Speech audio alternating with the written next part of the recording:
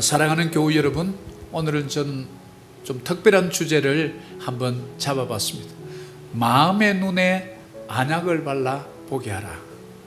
아니, 눈이면 눈이지 무슨 또 마음의 눈이 있는가, 이런 질문을 하실 것입니다. 특별히 요한계시록 성경 66권 중에 맨 마지막 성경인 요한계시록 3장에 왜 이런 한 구절을 넣어 놓았을까 제가 궁금했습니다.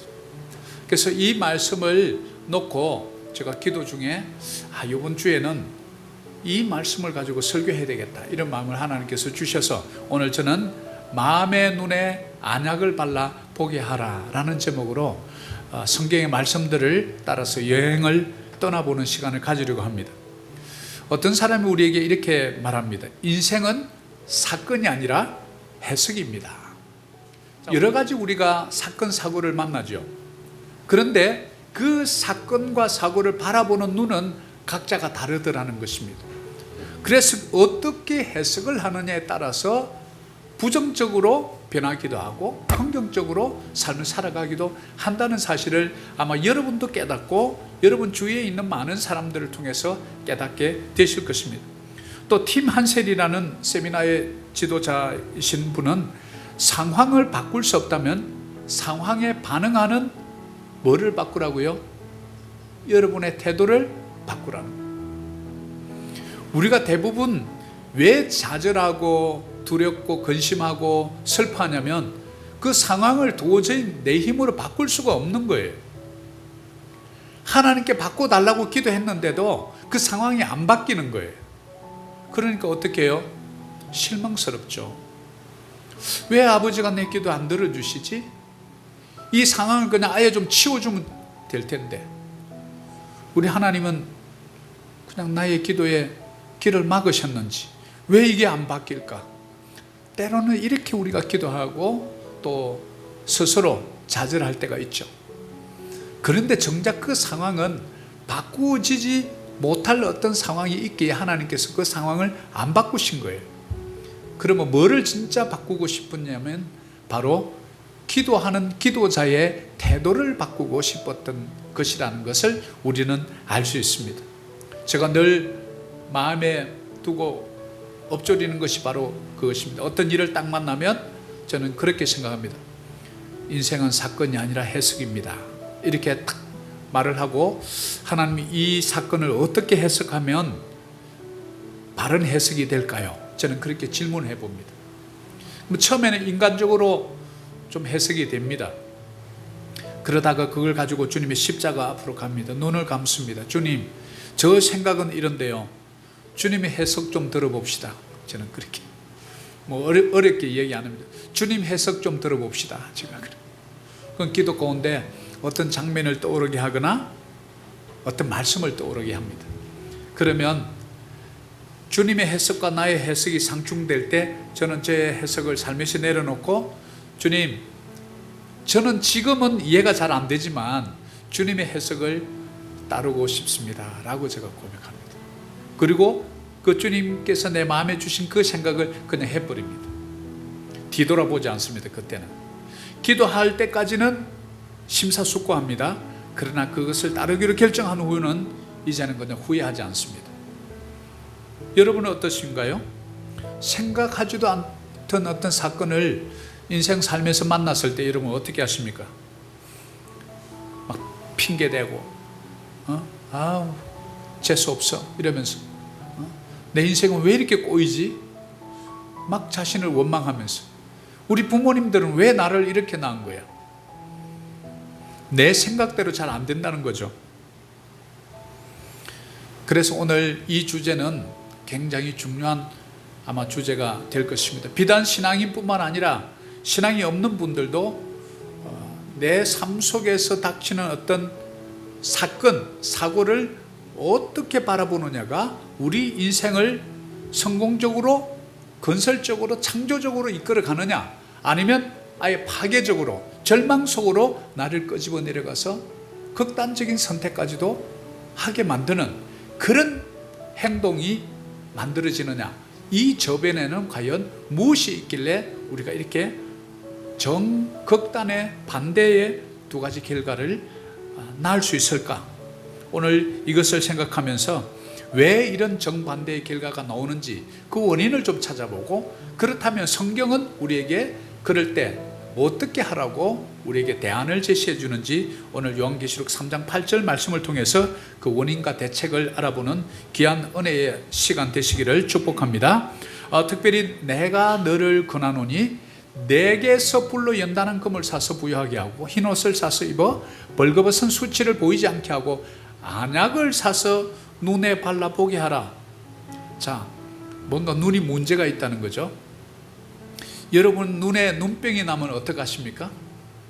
눈병이 나면 빨리 병원에 가서 약국에 가서 안약을 사서 눈에 이렇게 넣죠.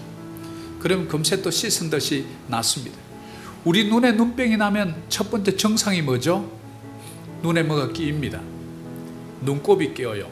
노란 눈곱이 끼고, 그리고 흐릿하게 잘 안 보입니다. 불편합니다.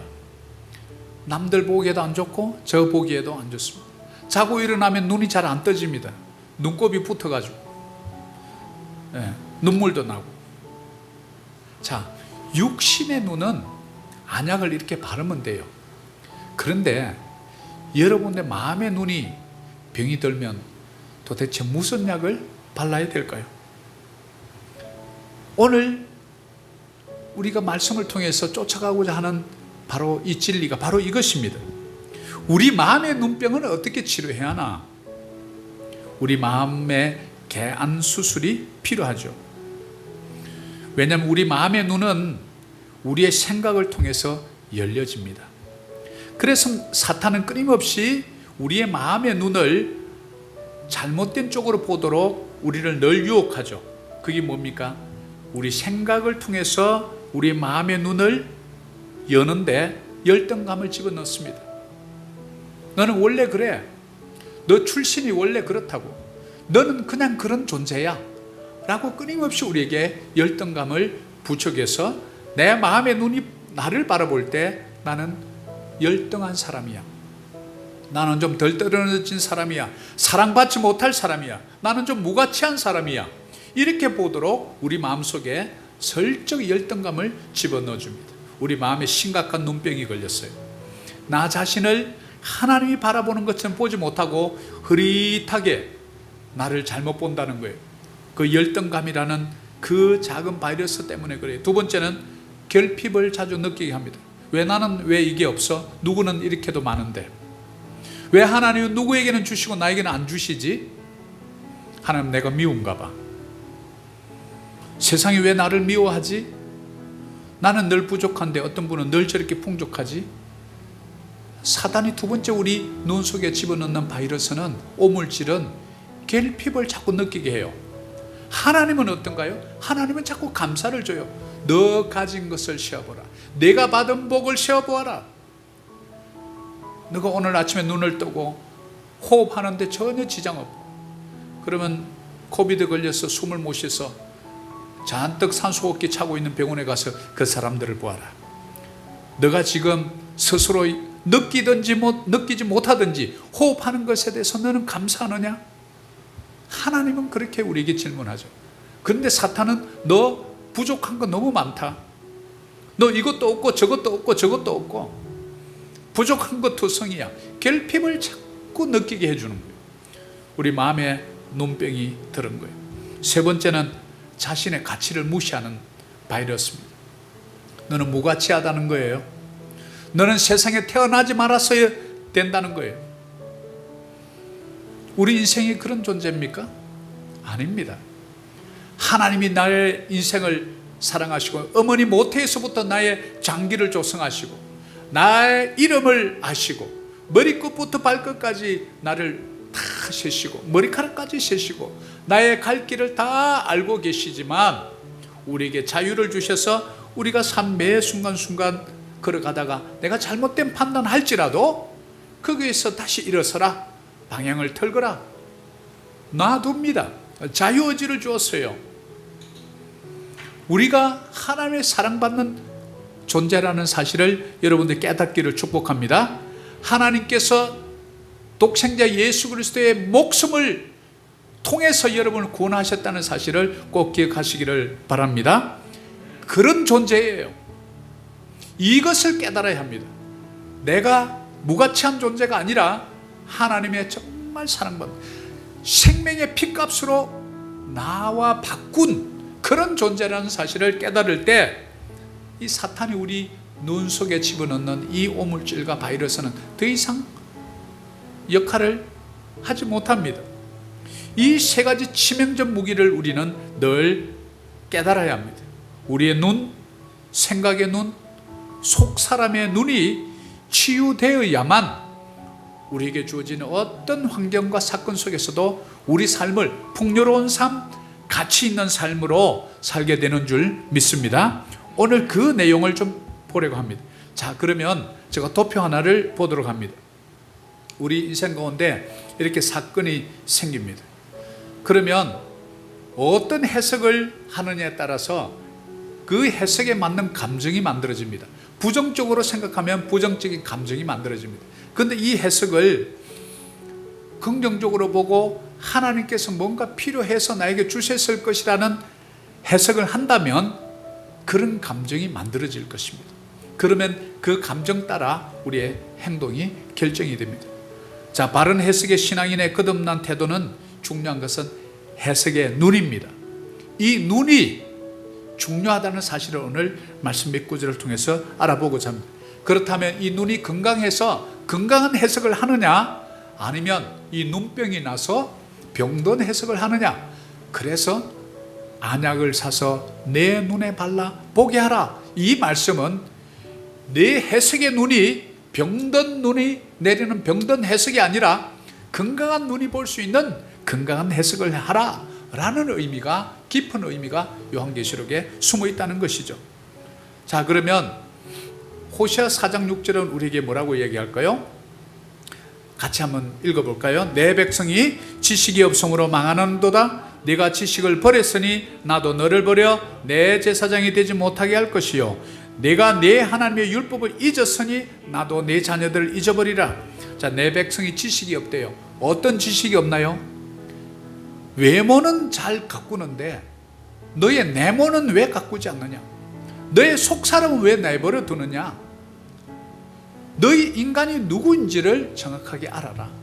너희가 피조물이라는 사실, 영원히 살아야 될 하나님의 자녀였다는 사실을 왜 알지 못하느냐? 이 지식을 알지 못함으로 망한다. 이 지식을 알지 못함으로, 진리를 알지 못함으로 비진리에 이끌려서 사망의 법에 이끌려서 그냥 지옥 가는 인생으로 사는데, 이것이 너희가 지식이 없다. 그러니까 망한다. 지옥 가는 인생이 돼. 너희가 그 지식을 버렸다. 그래서 하나님이 자녀들을 잊어버린다. 하나님의 말씀이 더 이상 통치하지 못하는 삶을 산다는 것이죠. 무지에 빠진 우리 신앙인들, 교회는 오래 다닌다고 하면서도 이런 사실을 모르기에 우리는 옛 모습 그대로 그냥 살아갑니다. 주일에 한 번 왔다가 그냥 심리적인 조금 안정을 얻고, 아, 오늘 좀 느낌이 좋았어 이러고 갑니다. 전혀 내 속사람의 변화가 일어나지 않습니다. 겉모양은 그 치료를 잘 합니다. 그러나 내 내면의 소리를 무관심합니다. 내 속사람이 울고 있는데도 모릅니다. 아파하는데도 모릅니다. 내 내면 세계에 겉으로 우리가 무관심합니다. 왜요? 바쁘다 그럽니다. 아, 너무 바쁘다고, 앉아있을 시간이 없다 그럽니다. 내 내면의 소리를 들을 시간이 없대요. 너무 분주하거든요. 아름다운 매스미디어의 TV들이 소리가 너무나 아름답거든요. 내 내면의 소리는 들을 시간이 없어요. 유튜브 보고 다른 방송 볼 시간은 있어도, 음악 들을 시간이 있어도 내 내면의 소리의 울음소리는 들을 시간이 없다는 것, 이 백성들이 지식이 없어서 망하는도다. 우리 하나님의 한탄의 이 음성을 오늘 들으시기를 바랍니다. 내 내면의 무지한 것, 내 안은 어지럽고 더럽고 냄새나고 쓰레기가 가득 차 있는데 바깥의 모양만 잘 꾸미면 아름다운 건가요? 그렇게 아름다운 보이는 분이 어느 날 말을 하는데 톡 그냥 쌍욕이 튀어나와. 무슨 소리에? 내 속에 있는 것이 내 입을 통해서 나오는데 그럼 속에 뭐가 들어있습니까? 쓰레기가 착 뜯기는 거예요. Garbage in, garbage out. Treasure in, treasure out. 쓰레기가 들어가면 쓰레기가 나옵니다. 보석이 들어가면 보석이 나온답니다. 우리 속에 왜 이런 게 튀어나올까요? 내 내면에 정리가 안 돼 있어요. 우리가 속 사람이 건강해야 외모는 조금 이렇게 떨어져도 속 사람이 건강하면요, 그 외모 떨어진 것이 속 사람이 커버가 돼. 이거 우리가 아우라 그래. 야, 그분 보니까 아우라가 보통 아니더라. 속 사람이 아름다워야 진짜. 그래서 옛날에 우리 아버지가 자주, 야 호야, 여자는 마음이 고와야 여자지, 저한테 그러더라고요. 성경은 안 봤는데 어떻게 이걸 아셨는지 모르겠어요. 마음이 고와야 여자지, 이게 뭡니까? 속 사람이 아름다워야 된다는 거예요. 바깥은 아름다운데 하는 모양은 되게 막 무섭고 막 악하고 독하면 살고 싶겠습니까? 사랑하는 여러분, 외모도 가꾸세요. 외모도 또 가꾸지 말라는 소리 아닙니다. 우리 목사님은 내 몸만 여기는 분이야, 내 몸만 중요하대, 또 이렇게 해가지고 엉망해 오시면 안 됩니다. 외모도 가꾸시되 우리의 외모도 아름답게 꾸미시는 저와 여러분 되기를 축복합니다. 그래서 우리 속 사람에 대해서 관심을 좀 가져야 된다는 거예요. 자, 그러면 왜 건강한 해석을 하지 못하고 안약이 필요한 바로 잘못된 부정적인 해석, 병든 해석을 내놓을까요? 바로 히브리서 12장 15절 우리에게 그 답을 줍니다. 히브리서 12장 15절, 너희는 하나님의 은혜에 이르지 못하는 자가 없도록 하고 또 썬뿌리가 나서 괴롭게 하여 많은 사람이 이로 말미암아 더럽게 되지 않게 하라. 자, 보니까 마음에 썬뿌리가 있다네요. 그렇구나, 썬뿌리가 있으니까 열매가, 썬 열매가 열리는 거예요. 우리의 마음에 문제가 있구나. 우리 육신도 상처가 나면 나중에 나으면 흉터가 남습니다. 우리 마음도 상처를 받으면 마음에 흉터가 남습니다. 근데 마음의 상처는 나은 줄 알았는데 똑같은 상황과 어떤 동기가 주어지면 그 상처가 나은 게 아니고 다시 이 상처가 일어난다는 데 문제가 있습니다. 그래서 외상은 오히려 흉터가 아물면 어지간해서는 잘 터지거나 곪거나 이렇게 되지 않습니다. 그런데 우리 내면은 한번 상처가 나면 이것이 완전히 그것을 치유하지 않으면 놔두면 골마서 딱 터지기 일보 직전에 있다가 그런 상황을 만나면 펑 터지는 거예요. 그러니까 본인이 깜짝 놀랍니다. 내 속에서 이런 악이 있었어? 와, 내 속에 이렇게 무서운 내가 독이 있어서? 여러분들 다 놀라시잖아요. 저만 그렇습니까? 저 정말 그럴 때 많습니다. 내 입에서 그냥 아주 흉측한 말이 툭 튀어나오는 거예요. 제 아내가 보고 목사 맞아? 탁 그래. 그러면 너무 부끄러워서 제가 도망가고 싶어요. 그러면서 저한테 좌절합니다. 넌 누구니 도대체? 내 속에 있는 넌 누구니? 여러분은 그런 거 없나요? 나는 원하지 않았는데 내 속에 뭔가 있다는 거예요. 그것이 무엇입니까? 썬뿌리입니다. 이것이 바로 건강한 해석을 하지 못하게 하고 병든 해석을 하는 원인이라는 겁니다. 이것이 뭡니까? 굉장히 부정적입니다. 파괴적입니다. 칭찬보다는 질투합니다. 불쌍히 여기보다는 좀 무자비합니다. 사랑하기보다는 좀 미워합니다. 그리고 우리가 따스한 말보다는 날카로운 화살 같은 말을 쏟아내가지고 상대의 가슴에 그냥 콕 화살을 쏘아붑니다. 도대체 그럼 이 썬뿌리의 화살은 도대체 어디로부터 온 것일까요? 내가 살아오면서 썬뿌리를 안에 가득 넣어놓지는 않은 것 같은데 도대체 이 썬뿌리가 있다니, 이것이 자라고 자라서 열매로 나온다는데 도대체 이 썬뿌리가 어디서 왔는가? 그리고 또 내 속에 그럼 그 썬뿌리는 없는가?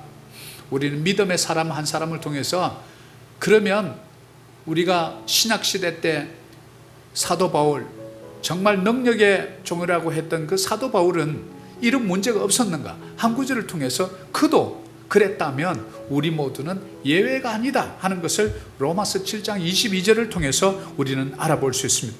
내 속사람으로는 하나님의 법을 즐거워하되 내 지체 속에서 한 다른 법이 내 마음의 법과 싸워서 내 지체 속에 있는 죄의 법으로 나를 사로잡는 것을 보는도다. 사도 바울이 로마서를 쓸 때는 사역 말기에 쓴 내용이에요.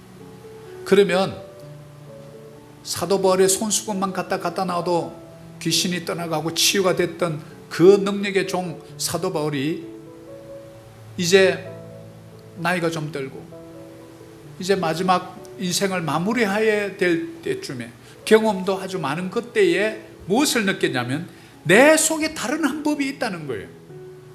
조금 전에 얘기했던 너 누구니 내 속에, 바로 그 속사람, 내 지체 속에 한 다른 법이 있는데 내 마음의 법, 내가 생각하는 법과 싸운다는 거예요. 또 다른 내가 있다는 거예요. 내 속에 또 다른 내가 있다. 이해가 안 되는 거예요. 도대체 왜 이런 현상이 일어날까? 그래서 서로 싸우는 거예요. 우리는 이것을 갈등이다, 이렇게. 지금 갈등이 오는 거예요. 내 선한 양심과 지금 속에 있는 이 또 다른 법이 계속 싸우는 거예요. 그렇게 하면 불법이 안 돼 이러는데, 야 남들 다 하더라, 해. 그렇게 하면 너 복 못 받아. 하나님은 어떻게 알아? 끊임없이 내 속에서 두 사람이 싸우고 있는 거예요. 자, 그럼 우리 마음에 있는 이 썸뿌리가 왜 생겼는가 보면, 마음의 이 병은 그냥 생긴 게 아니고 우리가 아주 어릴 때일수록, 그리고 가까운 사람으로부터 더 상처를 쉽게 받고 오래 받고 강하게 받아요. 어릴 때 어머니가 툭 한마디, 아이고 너는 태어나지 말았어야 되는데, 내가 너를 임신했을 때 내가 너를 지워버렸어야 되는데, 이 한마디가 그 여린 딸의 가슴에 화살에 대해서 꽉 박혀버려요. 평생 살아가면서, 그래 나는 엄마가 지웠어야 되는데 못 지워서 태어나지 말았어야 될 딸이 된 거예요. 끊임없이 그것이 내 속 사람을 괴롭히는 거예요. 병든 해석을 낳는 거예요. 나는 무가치한 사람이야. 태어나서는 안 될 사람이야. 어머니 아버지의 사랑을 못 받는 사람이야. 세상에 가서도 난 사랑을 못 받을 거야. 나는 남자와 절대 사랑할 수 없는 관계가 될 거야. 이런 해석이 나온다는 거예요. 왜요? 그것이 내 마음의 벽에 썸뿌리가 되어서 남아있다는 거죠. 이거 뭡니까? 우리 살아오면서 경험의 벽돌들이 하나하나 벽돌이 쌓인 거예요. 이것을 내 스스로는 치울 수 없다는데 우리 실존적 한계를 느끼게 되는 거예요. 이게 뭐냐면 죄의 법인 거예요. 그래서 죄와 사명의 법은 끊임없이 하나님으로부터 우리를 멀어지게 합니다. 그리고 또 내가 왕이 되라고 부추깁니다. 그러니까 내 속에 있는 한 다른 법과 성령의 생명의 법이 날마다 싸우는 거예요. 여러분 그거 느끼지 않습니까?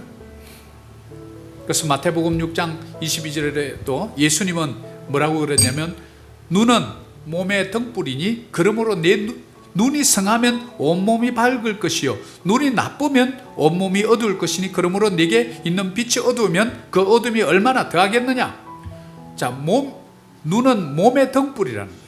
눈은 몸의 등불이다. 그럼 눈이 잘 안 보이면 몸에 등불이 없으면 캄캄하게 못 가는 거죠. 그래서 내 눈이 성하면 온몸이 밝을 것이라. 자, 이 눈은 우리의 육신의 눈을 의미하는 것도 있지만 조금 더 깊이 생각해 보면 내 속 사람의 눈이 밝으면 온몸이 밝을 것이라. 즉 이 말을 조금 다시 바꾸면 내 속 사람의 눈이 건강한 해석을 하면 내 온몸이 밝을 것이라. 우리가 병든 해석을 하기 시작하면요, 병든 생각을 통한 병든 해석은 우리 육신의 질병을 일으키는 원인이 되기도 합니다. 병원에는 가보면 병명이 나오지 않는데 끊임없이 온몸이 굳어가고 아픈 거예요. 내 속사람이 어딘가에 심한 질병이 들은 거예요. 그 속사람을 치유해 주지 않으면 이건 병원의 의사가 고칠 수 없는 질병이 되는 거예요. 그래서 눈이 나쁘면 온몸이 어두울 것이요, 이 몸의 육신의 질병입니다. 너 마음의 해석이 건강하지 못하면 육신이 어두워진다. 뭡니까? 병이 되는 거예요. 내게 있는 빛이 어두우면 그 어둠이 얼마나 더하겠느냐. 그래서 이 눈은 마음의 등불이다. 마음의 눈은 속사람의 등불이다. 그래서 마음의 눈이 나쁘면 어두울 것이죠. 우리 마음의 썬뿌리의 독은 우리 몸 구석구석으로 퍼집니다. 결국은 우리 눈에도 독이 퍼집니다. 그러나 안 보입니다. 흐릿하게 보입니다. 비뚤어지고 꼬여서 보입니다. 환상처럼 보이기 시작합니다. 사물이 실제가 보이지 않습니다. 그래서 우리 눈이 어두워지면 우리 잠재력을 이제 마비시킵니다. 부정적인 해석을 하니까 나는 안 돼. 나는 원래 인생이 그래. 이런 이제 부정적인 해석을 하다 보니까 여러분 속에 주어진 하나님의 무한한 잠재력이 마비가 되어버립니다. 얼마나 안타까운지 몰라요. 마귀는 좋아서 죽는 거예요. 우리 하나님은 슬퍼서 눈물이 날 지경이에요. 두 번째는 우리의 꿈과 비전을 파괴시켜버립니다. 왜요? 내 마음속에 열정이 있고, 그래 하나님이 나를 사랑하시고 하나님이 여호와께서 너를 위해서 대신 싸워줄 것이고 내 입을 넓게 열라 내가 채우리라 하신 약속하신 그분이 나의 이 선포를 받아줄 것을 믿기 때문에 열정이 있고 그 꿈이 이루어질 것을 믿기 때문에 나가는데, 병든 해석을 하니까 난 해도 안 돼. 난 해봐야 힘만 빼는 거야. 왜 힘 빼?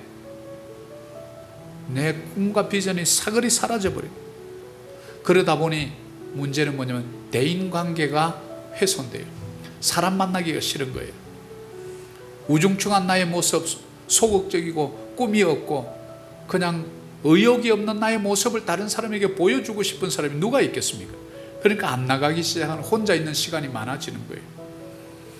극기야는 그가 하는 일에 업무에 방해가 되고 교회에서는 사역에 방해가 된다. 이 일은 목회자도 또 교회의 어떤 직분자도 예외가 아닙니다. 우리가 건강한 해석을 하지 못하고 우리 속병이 들어서 우리 눈에 독이 퍼지면, 병든 해석을 내놓기 시작하면 주위의 사람들이 잘 안 와요. 대인관계가 안 좋아져요. 그러면 무슨 사업을 하겠습니까? 우리 인간은 사회적 동물이기 때문에 관계를 통해서 축복이 오기도 하고 또 그렇죠. 그런데 관계를 하지 않은 혼자 가만히 있으니 무슨 복을 받겠습니까? 바로 이런 죄의 뿌리는 우리를 실패할 수 있는 이것을 끊임없이 우리를 유혹해서 간다는 거예요. 내 백성이 지식이 없어도 망하도 이걸 모르고 질질 끌려다니니까 우리 전능하신 아버지께서 보고 너무 안타까운 거예요. 나의 아들아 딸아, 너가 이것을 깨달아야 된다. 그래서 예수님께서 얼마나 안타까웠으면 요한복음 9장 41절에 이렇게, 예수께서 이르시되 너희가 맹인이 되었더라면 죄가 없으려니와 본다고 하니까 너희 죄가 그대로 있느니라. 차라리 너희가 눈이 맹인이 되었으면 죄는 없다 이거예요.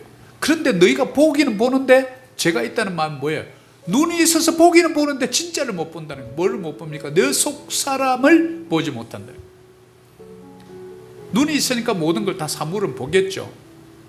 그러니까 예수님이 뭐냐, 너희 눈뜬 봉사들아, 차라리 너희가 눈을 못 봤으면 너희들 죄가 없을 텐데 눈을 벌글 떨고도 보지 못하니까 네 죄가 그대로 있다는 거예요. 얼마나 안타까워요. 남을 비방하고 질타하고 흉보고 눈 흘기고 날카로운 화살 쏘고, 그런 자 우리는 성령의 칼로 개한 수술을 해야 되는 줄 믿습니다. 그 눈이 수술되어야 성경이 그때부터 보이기 시작해요. 말씀이 그때부터 보이기 시작합니다. 그리고 십자가가 보이기 시작합니다. 골고다가 보이기 시작합니다. 나를 위해서 피 흘리신 그분이 보이기 시작합니다. 주 예수를 믿으라 그리하면 너와 네 집이 구원을 얻으리라. 이 말씀이 보이기 시작. 하나님이 세상을 이처럼 사랑하사 독생자를 주셨으니 그를 믿는 자마다 멸망치 않고 영생을 얻게 하려 하심이라. 요한복음 3장 16절이 보여요. 아직 내가 죄인 되었을 때 그리스도께서 우리를 위하여 죽으심으로 하나님께서 우리에 대한 자기의 사랑을 확정하셨느니라. 이 말씀이 보이기 시작합니다. 그러면 삽니다. 누구든지 주 예수를 믿으라. 그러면 너와 내 집이 구원을 받으리라. 누구든지 하나님을 사랑하는 자, 그 뜻대로 부르심을 입은 자들에게는 모든 것이 합력해서 선을 이루는 자. 이 말씀이 보이기 시작한 눈이 고쳐진 거예요. 나의 눈병이 고쳐진 거예요. 여러분 요즘 소망이 없으십니까? 여러분 진짜 소망이 없는 게 아니고요, 눈병이 나서 소망이 안 보일 뿐이에요. 그러면 문제는, 그럼 내 속사람 썬뿌리가 나서 이 죄 때문에 독이 퍼졌다는 것은 알겠는데, 그럼 예수님 도대체 내 이 썬뿌리는 어떻게 좀 해결합니까? 그 답을 성경이 안 줄까요? 우리 인생 매뉴얼인데 구석구석 답이 있습니다. 민수기 2장 21장 9절입니다. 바로 우리가 우리 몸에 독이 퍼질 때, 이 독이 퍼질 때 어떻게 해야 되는지를 같이 한번 읽을까요? 모세가 노뱀을 만들어 장대 위에 다니 뱀에게 물린 자가 노뱀을 쳐다본 적 모두 아멘. 아멘. 오늘 이 시간 특별히 주일에 말씀의 능력, 성령의 능력을 따라 우리 눈이 눈병이 들어서 건강한 해석을 하지 못한다면 오늘 노뱀을 쳐다본 적 모두 사는 역사가 있기를 축복합니다. 이 노뱀은 골고다의 예수 그리스도이신 줄 믿습니다. 십자가입니다. 그 십자가를 바라보아야 산다는 말입니다. 모세를 통해서 이 땅에 오실 영원한 메시아를 바라보도록 한 모형이라는 사실을 우리는 깨닫습니다. 어떻게 알 수 있습니까? 요한복음 3장 14절이 그것을 알려주죠. 바로 그 십자가 상에서 무슨 일이 일어났는데요, 저와 여러분의 그 눈병, 마음의 병, 속사람의 병, 이 모든 여러분의 연약함과 죄와 죄악들을 다 짊어지시고 갈릴리의 한 청년, 그의 이름은 예수 그리스도, 그분이 여러분의 모든 연약함을, 모든 독을 본인이 다 받으시고 우리가 받아야 될 독을 다 받으시고 골고다로 걸어가시고 십자가를 지고 가시는 그분, 그것을 바라보라. 모세가 광야에서 뱀을 든 것 같이 인자도 들리하니 그를 믿는 자마다 영생을 얻게 하려 하십니다. 우리가 바로 그런 자 아닙니까? 장대 높이 달린 노뱀을 보아서 산 자들이 바로 오늘 예배자들인 줄 믿습니다. 우리는 요한복음 3장 14절에도 이 구약의 말씀을 인용을 했더라고요. 요한이 모세가 광야에서 뱀을 든 것 같이 인자도 들려야 하려니 그를 믿는 자마다 영생을 얻게 하려 하십니다. 우리는 해석을 할 때 바른 해석보다 때로는 뒤집어진 해석을 할 때가 많습니다. 내 자의적인 해석을 할 때가 많습니다. 그러면 미궁에 빠지고 혼란스럽습니다. 나중에 혼돈스러워서 어디로 가야 될지 모릅니다. 자, 그러면 우리의 눈에 눈병이 나서 요한계시록에서 안약을 사서 눈에 발라 보게 하라. 원인을 살펴봤더니 내 속에 있는 죄라. 썬뿌리가 계속해서 열매를 그 썬뿌리를 제거하는 것이 중요하다. 무엇보다 중요한 건 원인을 제거해버리는, 이 썬뿌리를 제거할 수 있는 것은 오직 성령의 수술로만 가능하다는 사실입니다. 자, 그러면 바로 이 십자가를 바라보는 것, 그러면 우리의 마음의 눈이 고쳐집니다. 그러면 그때부터 부정적인 해석 대신에 건강한 해석을 내놓게 됩니다. 그 모습을 가장 현실적으로 잘 보여준 성경의 한 구절이 있으니 바로 사도행전 9장 18절입니다. 자, 같이 한번 읽을까요? 즉시 사울의 눈에서 비늘 같은 것이 벗어져 다시 보게 된지라. 사도 바울이 눈이 없었습니까? 눈이 있었습니다. 그럼 도대체 다메섹 도상으로 가기 전까지는 사도 바울은 어떤 눈으로 모든 것을 보았습니까? 율법주의의 눈으로 보았습니다. 모세 오경의 눈으로 보기는 보았는데 이 모세 오경이 하나님의 진리를 바로 바라보는 눈을 보지 못하고 근본주의적처럼 율법에만 매여서 그 율법을 주신 그 율법의 정신을 놓쳐버리고 율법에만 묶여서 보았던 그의 눈병이 걸렸던 거죠. 그래서 예수 믿는 사람들 잡아서 가두고 체포영장을 받아다가 다메섹으로 가다가 이 일을 만난 거예요. 큰 빛이 일어나서 그냥 말에서 떨어지고 3일 동안 캄캄한 시간을 보내요. 가만히 제가 이 말씀을 준비하다 생각해 보니까 왜 3일 동안 사도 바울을 못 보게 했을까? 예수님이 죽으신 지 며칠 만에 부활합니까? 3일 만에. 사도 바울이 완전히 병든 해석을 내어놓는 그의 속사람이 죽는 데까지 3일. 그리고 나서 비늘이 딱 벗겨져서 보니까 구약의 이 말씀이 온전히 바라보니까 구약의 말씀 속에 예수 그리스도가 보이기 시작하는 거예요. 그때부터. 그렇구나, 이 모세 오경을 통해서 다시 오실 말씀이신 예수, 태초의 말씀이 계시니라. 이 말씀이 하나님과 함께 계셨으니 이 말씀은 곧 하나님이시니라. 아멘. 그 말씀을 딱 눈이 열리고 나니까 그때부터 복음이 보이기 시작, 예수님이 보이기 시작, 불쌍히 보이기 시작. 내가 핍박했던 이 소위 말하는 예수쟁이들이 핍박해야 될 대상들이 아니었던 거예요.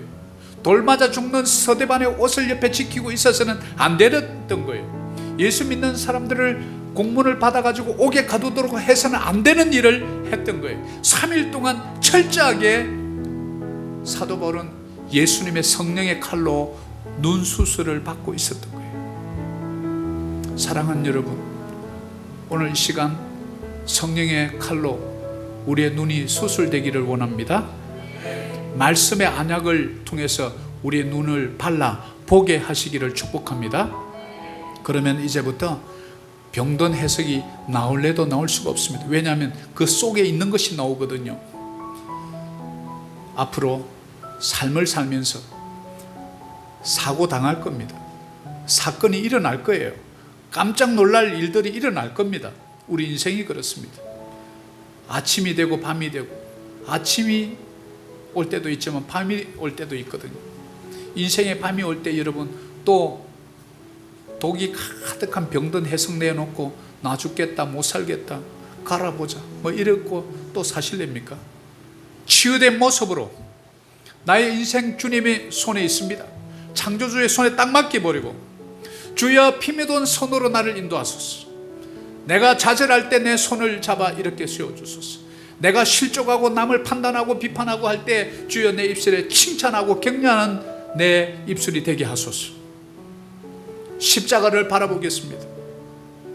내가 당해야 될 치욕, 부끄러움, 모든 것을 친히 예수님께서 당하시고, 나는 존귀한 자라. 하나님께서 나를 택하셨으니 내가 이 어려움을 통해서 하나님 주시고자 하는 메시지가 뭡니까? 하나님, 내 속에 들어온 이 독을 어떻게 해독해야 되겠습니까? 해독제인 말씀을 저에게 보여주십시오. 이런 건강한 신앙인들이 저와 여러분 되기를 축복합니다. 그래서 제가 오늘 여러분들에게 안약 한 통씩을 좀 나눠드리려고 합니다. 이 안약은 미국산입니다. What would Jesus do? 미국제라서 좀 영어로 적혀 있습니다. 예수님이라면 어떻게 하실까? 우리가 해석을 잘 못할 수 있어요. 그럼 빨리 이 안약을 끝내세요. 그리고 안약을 눈에 넣으세요. 한 방울, 두 방울. 예수님은 이거 어떻게 해석하시겠어요?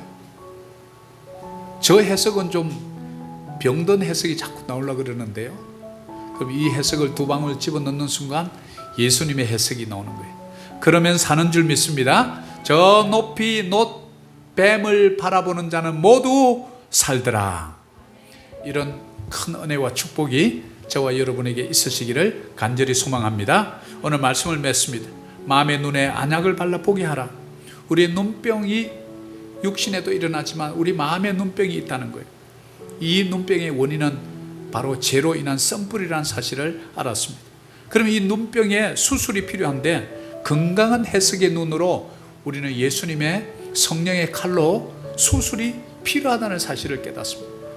눈이 나쁜데 계속해서 의사한테 안 가고 자기 생각으로 괜찮다고 자꾸 그러면 어떻게 돼요? 더 나빠집니다. 나중에 수술이 커져요.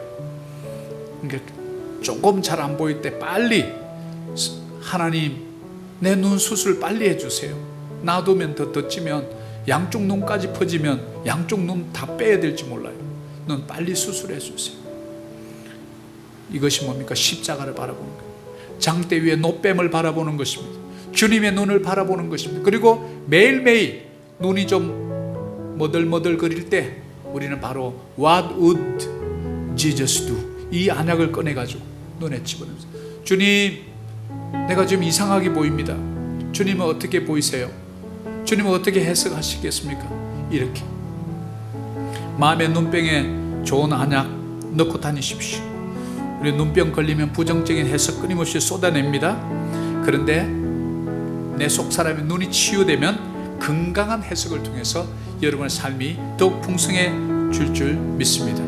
믿음의 주요 온전케 하신 예수를 바라보라. 아멘. 그런 삶이 우리 모두에게 있기를 축복합니다.